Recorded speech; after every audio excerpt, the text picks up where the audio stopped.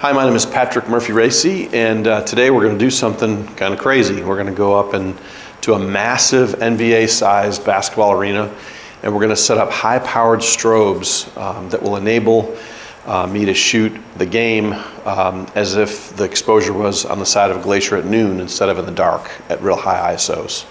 And we do that with very particular equipment made by Dynalite. This is a Dynalite power pack that is specifically designed for sports photography. It has a lot of power, but it has a very short recycle time, so you can shoot not just the shot, but also the rebound.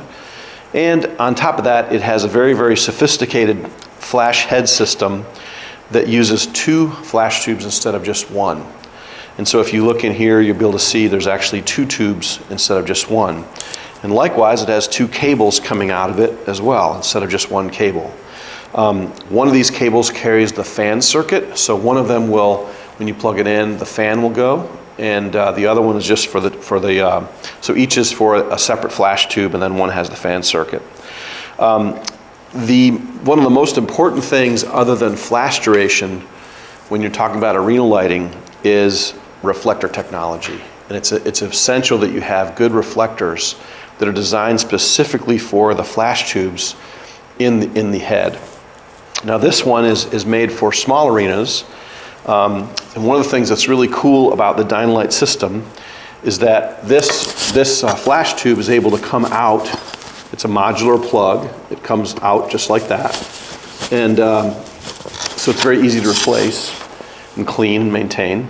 When I put the reflector on it, and it locks, now the flash tube will not come out.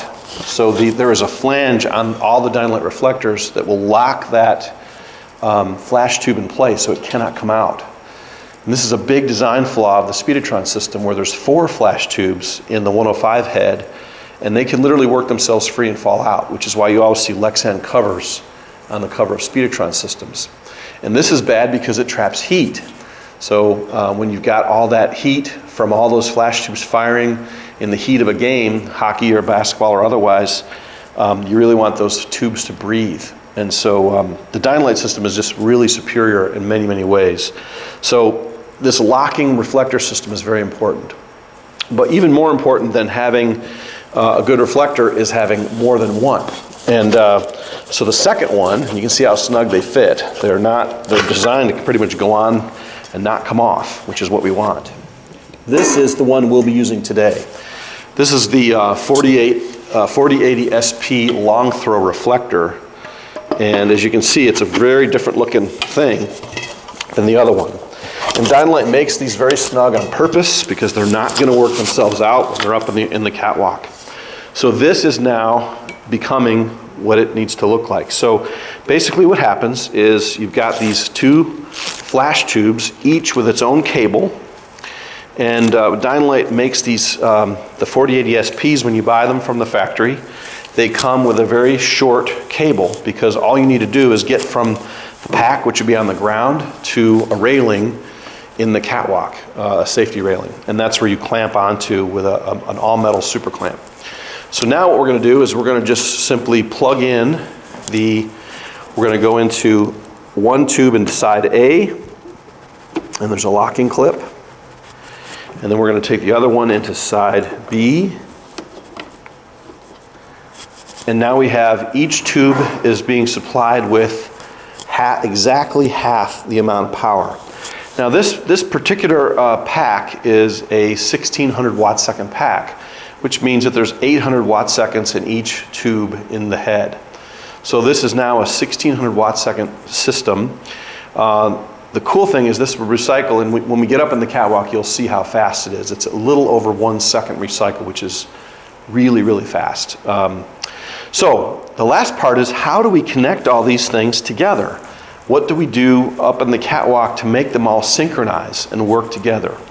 And we do that by a long sync line. Now you'll see that I've got a plug in here, and this is a 1/4-inch phono plug, which is a standard plug for Dynalite for the 48 for this pack. And basically it's a 1/4-inch funnel plug. You plug it into the pack, and there is polarity. Now this has just a regular, what we call a household male on the end of it. Now, these are really important to come by. And what you can do is you take, you just have to imagine that this is 250 feet long. This cord here is 250 feet long. Now, at different intervals where the heads are, where the packs are on the catwalk floor, you have this wire going by all 4 packs, all the way around the arena, up high. This is an add-a-tap, and it literally does what it says. You add a tap. You tap into the line right here, and you lay the wire across this, and then you click it until it closes. And then you simply plug in your pack into the sync line. And so every once in a while, every time you go by a power pack on the catwalk floor, you basically add a tap, you tap into the line, and you keep going until all of them are complete and they're all the same. Now, here's the trick. There is polarity in the line. And so what you do is you start with your first pack. When you plug in your first pack, nothing's going to happen. It doesn't matter if you go this way or this way. It makes no difference. Your second pack, however, if you plug it in and it fires, you know that your polarity is incorrect. And you simply pull it out, flip it over, and plug it back in. And again, you'll see an example of this when we get up on the catwalk level today. So basically what you have is a big long piece of lamp cord. This is 16-2 wire. It can be bought at Home Depot or Lowe's or any kind of home improvement store. Usually comes in 250-foot rolls. Usually require like 2 of those to do an entire arena. So you need 500 feet as a minimum. Some arenas require much more than that, depending on how you have to move around the catwalks and if you have to do big spans. But the one today we're going to do is very straightforward. It's a big catwalk and it's very long, but it's not a big deal. So anyway, you'll have this big long sync line. You'll have an add-a-tap at each position where the pack and head is. You'll plug it in. You start with one pack at one end, and then you work your way around. And every time you add in a pack, you just plug it in the sync line with the add-a-tap. If it fires, it's incorrect polarity. You remove it, flip it, plug it back in. If it does not do anything when you plug it back in, you can go on to the next pack. It's a very, very simple system. At the end of the system, what you'll have is a cord that looks like this. This is called an MH1 Paramount cord. And you'll have one last add-a-tap that you'll plug in here. And this one polarity doesn't matter.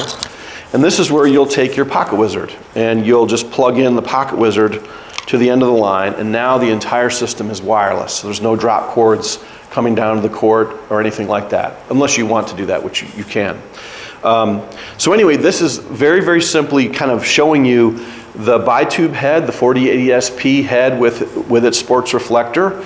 You see the 2 cables, each cable having its own flash tube going into each side of the pack. There's an A side and a B side to the pack. And then you have your sync line coming out.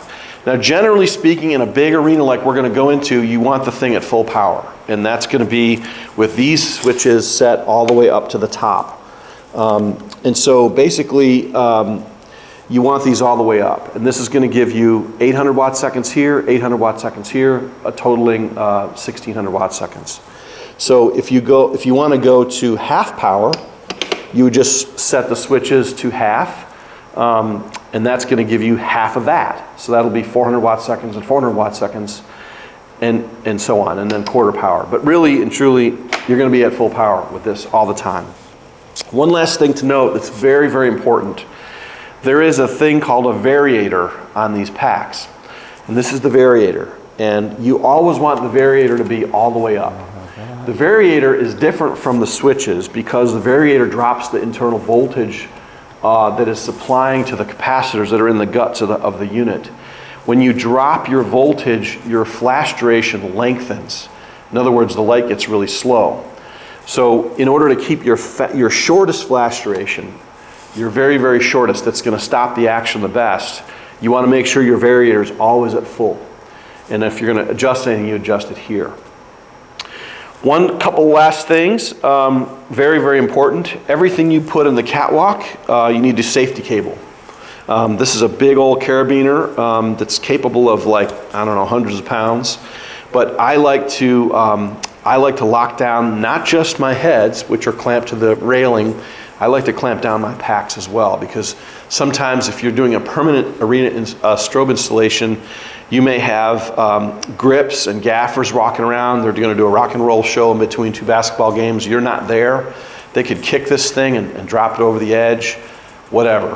The liability might still be on you. And that brings up another very important thing that before we ever go on a catwalk.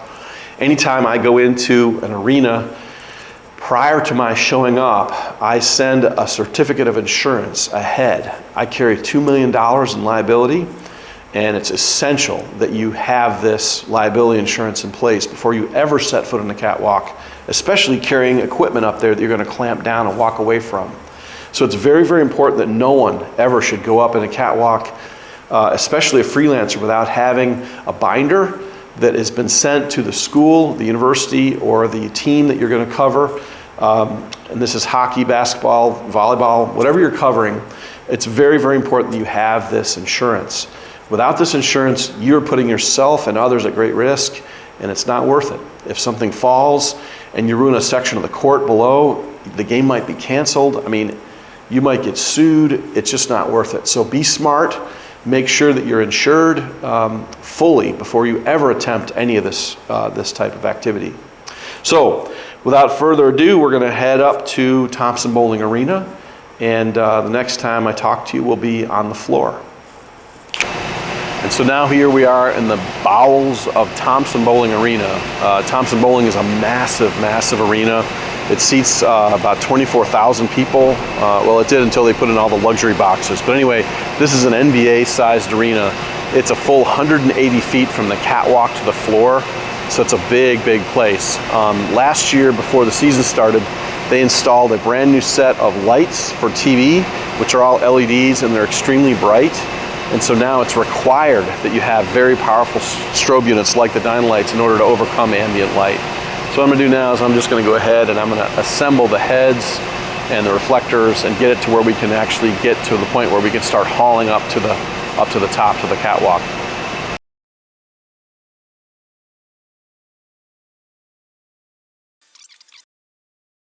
All right, a couple things you never want to do in a catwalk. You never want to have anything clipped on your belt, like a cell phone case. You never want to wear a ball cap. I wear a ball cap all the time, but when I come in the catwalk, I always take it off because there's a lot of low-hanging beams. There's electrical conduit, things you can bang your head on, and things may not go so well. If you black out, hit the ground, you might fall over. So again, it's a real, this is not for the faint of heart. If you're afraid of heights, you don't want to be up here. And last, you never, ever, ever want to be in a hurry on a catwalk. You want to get there way early, the day before if possible. For a night game, you want to be doing this at 10 o'clock in the morning or earlier. You just want to be where there's nothing in your life except what you're doing, so you can concentrate fully on what's going on. There's a lot of danger in this. Safety is definitely an issue that you need to be concerned with, and I can't say enough about having that liability insurance. It's really important. And last, this might seem funny, but I always come up with some gum, because when you're climbing all these stairs, it's nice to have a stick of gum, so you got something in your mouth. It's just, it's a lot of work. It's a great workout setting up strobes in an arena like this. So we are finally now on to the catwalk itself. So if you look down below, you can go see how far up we are. We're very, very high. We're 180 feet off the court, which means we're probably 150 feet from the closest seats to us. So again, it's a dangerous place to be. You want to be very, very careful. Use extreme caution, and above all else, go very, very slowly in all that you do. Okay, so we're at our first light position right now, and what I'm going to do first is I'm going to put the head up there, and I'm going to show you how the clamp works, and then I'm going to lock it down with a cable and a lock. Anything above waist level needs to be locked down. The packs, you know, you can make an argument to not do that, but it's best to just lock everything down. That's what I do. So the first thing I'm going to do is I'm going to take the head. I've already tightened every connection. So this is tight, this is tight, this is tight. You want to check all your knobs before you do this. So I'm going to go ahead and I'm going to raise out. Once I do this, I'm never taking my hand off this light. I'm never taking my hand off. There's a big handle right here. I've got it gripped, and then I'm going to start tightening. So I'm cranking this down. And I'm going to get it good and tight. I'm never letting my hand off. And still I'm not letting my hand off. I'm picking up the lock and the cable from off the catwalk floor. And now I'm going to basically be winding the cable lock through there. Once I've got that, I can let go. And I'm going to go all the way around the pipe. I'm going to lock them together. So no matter what happens, this sucker's not coming off this railing, no matter what. And again, there's lots of gaffers up here. There's lots of people at big shows. So now you can see that that thing is locked down. Now notice I didn't aim it. I didn't try anything like that. All I want to do right now is get it safe. The next thing I'm going to do is I'm going to take the cables. I'm going to weave them from the outside in. So the cables aren't here where people can walk by and drag them or hit them or anything like that. So I always go over the same bar I just went onto, and I'm going to kind of kneel down here, and I'm going to come and I'm going to pull them through the bottom. Now those cables are completely away from anywhere where people could hit them or knock them. The last thing is I'm going to grab the pack. I'm going to put the pack in, which I'm also going to safety cable, and I'm going to go ahead and connect up my my two lines, one on B and one on A.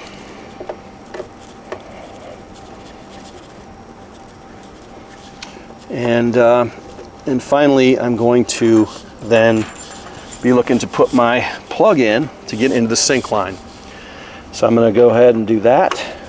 Now we still don't have power yet, so I'm going to do that.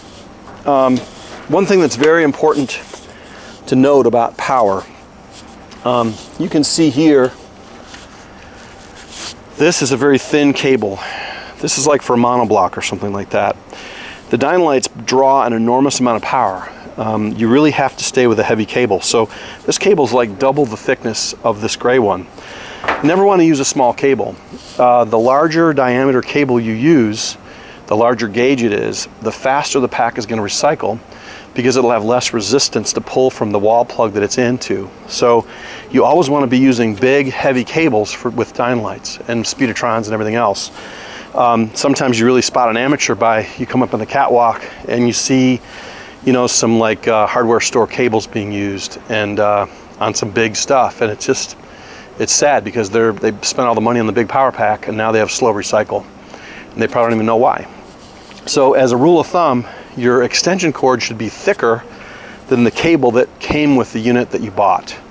And in this case, what we're doing is, this is probably a 16 gauge cable that came with the Dynalite packs, but we're going to be using a 14 gauge cord for the extension. And also, the longer you go, the bigger the cable is. So if you have to run 100 foot, you might even go to 12 gauge, and that will like sort of lessen that recycle problem. So we're using the right cords here today, and the right everything, and the right lights, that's for sure.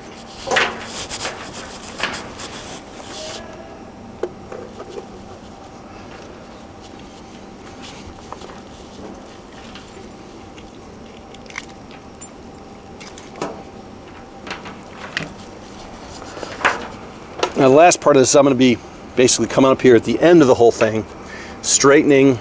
I'll be using zip ties to zip all the wires together so it's nice and neat. And now we can turn the pack on for the first time. And you hear the audible tone. The next thing I'm going to do is I'm going to kind of wind this off. There's always a Velcro tie that comes on the Dynalite heads when you come them, and they're very handy for catwalks. So what I'll do is I'll just slide this up so that I can then tie onto this pipe. And even there again, I have another place where I'm really got everything just totally tied down, where it can't move, and if it's bumped, there's very little chance anything's going to happen. And one other thing, you can really hear flastration. It's fast. I mean, you can really hear it. That's a big crack. Okay, at this point it's time to aim the light, and because I'm going to loosen even one knob, that means I'm going to grab the handhold, and I'm going to go ahead and loosen that. Anytime I'm going to move my hands around, I'm totally going to not let go of that head. So now I've got my swivel and my tilt. And where I'm aiming for is about the top of the key. The only thing you got to really keep in mind is that you really want to be paying very close attention to where the benches are. And so the bench is right below me here, so I'm going to tilt down slightly from my normal aiming position because I want to make sure I have a good solid backlight on the whole bench and the coach of the opposing team. So this light is now aimed, it's safety cabled, and it's ready to go. Even though you don't really have to do it, I like to safety cable my packs as well. Because this is a permanent setup, I just don't know who's going to be coming through here. These pretty much stay up here year round.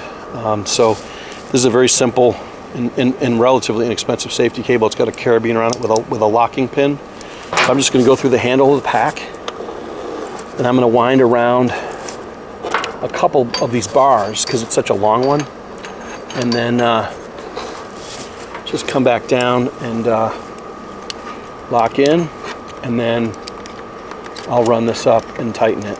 And that way, no matter what happens, in theory, no one can mess with the pack. Safety, safety, safety. I hope you're hearing me. All right, as you can see, I've got 2 sync lines up in this arena. They're marked PMR1 and PMR2, and right now we're in PMR1. And each time you add a pack, in the way that we did in that example we just showed, you literally just plug in your sync line, and we don't know which way the polarity goes right now. So if I plug in this pack and the strobes pop, we know that the polarity is incorrect. So we just simply flip it over and plug it in. And then we just keep moving to the next pack and the next pack and the next pack. And so the very important thing is not to try to do too much at once. You keep it really simple. And so you start at one end. We started down there as our first pack and head installation. Then we went, and then we'll call that location 1. Then we went to location 2, and we did that. Now this is location 3, and we see that this is all in line. The other nice thing about the Dynalites is, unlike many strobe manufacturers, when you hit the test button on a Dynalite pack, it trips everything in the line. Now with White Lightning and Alien B and Elechrome, when you hit the test button, nothing happens. You can't test that way. You actually physically have to put another add-a-tap in the line and have a plunger and test. So Dynalite makes it a lot faster and easier, where you have less to have to carry and remember what to bring up in the catwalk. So I really, really like this. Again, you see the cable locked down pack in addition to the head that's locked down. Everything is locked down here. Nobody's going to bump anything or trash anything. We're really in good shape here. The add-a-taps and these male plugs are what really make this all work. When you buy them, and usually you can get these at Ace Hardware, you might have to go to an electrical supply place, but these are great, man. They're really fast and easy to use. To pull them apart, you pull the blades together and pull the center out. Then you're going to take there's a little hole in the back, and you just shove this through the hole, like so. And then you just open the blades up. In each blade there's like a little knife that digs into the wire, and you just push this in like that, close this, and now you've made a male plug. That easy.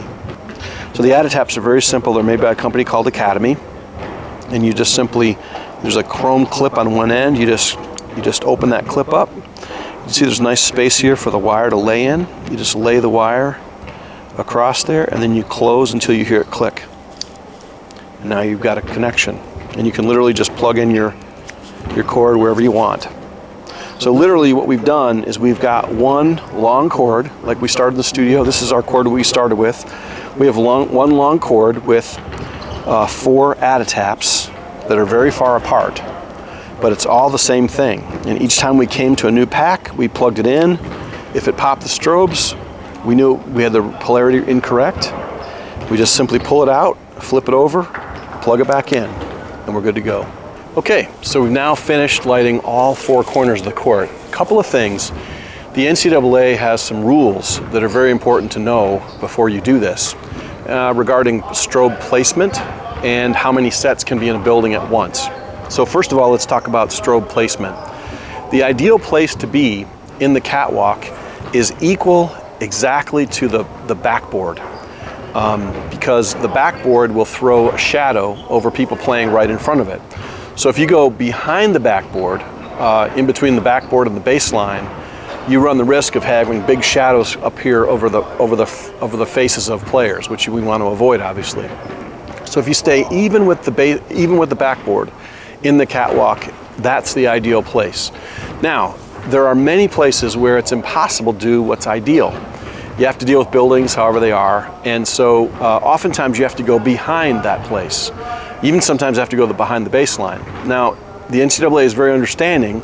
If you have to do that, sometimes there's air conditioning ducts or huge electrical panels, or there's just stuff it's impossible to do a placement where you want it. And you just get it as close as you can. But in most big arenas and most NCAA Division I schools and all the NBA arenas, it is possible to abide by those rules. So never place a strobe head in the catwalk behind the baseline. Try to always be equal to the backboard. That's where your ideal is. Not all strobes are created equal regarding power, flash duration, and recycle time. To my way of thinking, the Dynalite system is like a super system because it does everything well. Now, Speedotron is what the NBA uses all the time. There's big problems with Speedotron. Even though their packs are more powerful than the Dynalites, they're 2400 watt seconds, they have a 2-second recycle time, which is really, really low. It's a really long time to wait in between shots. Secondly, even though they have 4 flash tubes, where Dynalite only has 2, those tubes are slow. And the maximum, the shortest duration you can get at full power is 1/1100th of a second. So the first thing you learn when you're doing sports with strobes, if you're using Speedotron, is you've got to turn them way down. And what most people do is they go 800 watt seconds and 800 watt seconds, which is a total of, guess what, 1600 watt seconds, which is where the Dynalites already are. The problem is you've just taken all your power away, and if you line up a Dynalite and a Speedotron, both, if the Dynalite's at full power and you turn down the Speedotron to 1600 watt seconds, the Speedotron still won't recycle as fast as the Dynalite pack, and your flash duration is still not as good. The Dynalites at full power are 1/2500th of a second, which is blazing fast. It's fast enough to stop shoelaces, to stop hair moving. It's awesome. If you can get 3 stops over ambient light, 4 is preferable, but if you can just get 3 stops over ambient with your strobe power, even though your camera might be set to 1/250th of a second sync speed, that's your shutter speed, if you're 3 to 4 stops over ambient light, your effective shutter speed becomes the speed at which the flash fires. So in this arena, I will be shooting a game tomorrow night, and my cameras are all going to be set to 2/50th of a second, but my real shutter speed is going to be the speed at which the strobes fire. So my exposure in here is going to be 5.6 at 160 ISO at 1/2500th of a second, which is awesome. And that's where I like to be, is awesome. Okay. One last thing, we talked about flash duration, we talked about recycle time. The last thing we have to talk about is how many sets of strobes can be in a building. And the NCAA has guidelines for this, rules, in fact, for postseason play. There's a maximum of 3 sets of strobes allowed in postseason play in the NCAA.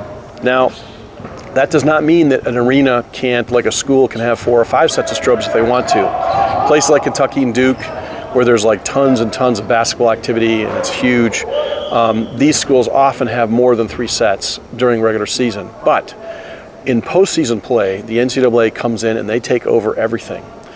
And there's an order to how you can strobe. So let's say you're a daily newspaper and you have a great photo editor that decides that it's legitimate use of funds to buy strobes for your local arena. Well, that's fine, but here's the deal. The first set of strobes, we're going to say set 1, always goes to Sports Illustrated should they choose to use them. So if SI wants to come in and set up strobes, they're the primary position, always. The number 2 is the Associated Press. Since they service every newspaper in the country, or virtually so, they are allowed to use the second set of strobes. The third set of strobes in NCAA postseason play is usually administered by USA Today, and that's called the pool set. And USA Today acts as a go-between and allows different people to come on the strobes at different times. Depending on how many people are there, say at a regional or first or second round regional, sometimes there'll be 8 different photographers using one set of strobes, but never during the same game. So if you're working for school A and the school A plays second, you would maybe be able to get on the strobes for your game and your game only. Maybe you'd be able to get on your team on strobes for half a game and have to split it with someone else. Anyway, USA Today is the sort of, they're the tiebreaker. They're the ones that decide based on circulation who gets to do what.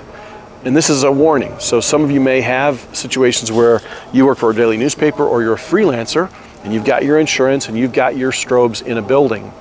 But when NCAA postseason play comes to your court where you have your strobes, you may not be able to use them. This is very important information to have. People get all upset, and this is how the rules are. So the NCAA really governs closely the use of strobes in basketball games in postseason play. They don't ever fool with it before postseason play. So during the season, it's really up to the individual sports information director, the arena manager.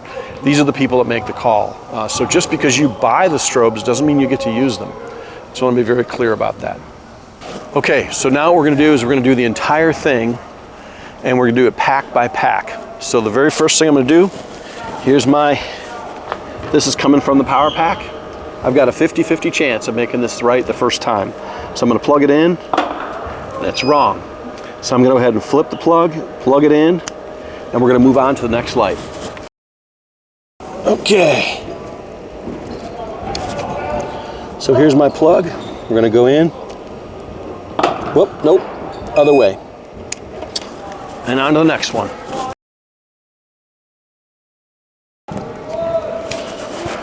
Okay, I got lucky on that one. I was right. Okay, we're good. So now, when I hit the test button, all of them will fire at once, and you'll hear the audible tones. It's loud, and it's fast. You see how fast that recycles? It's really, really fast.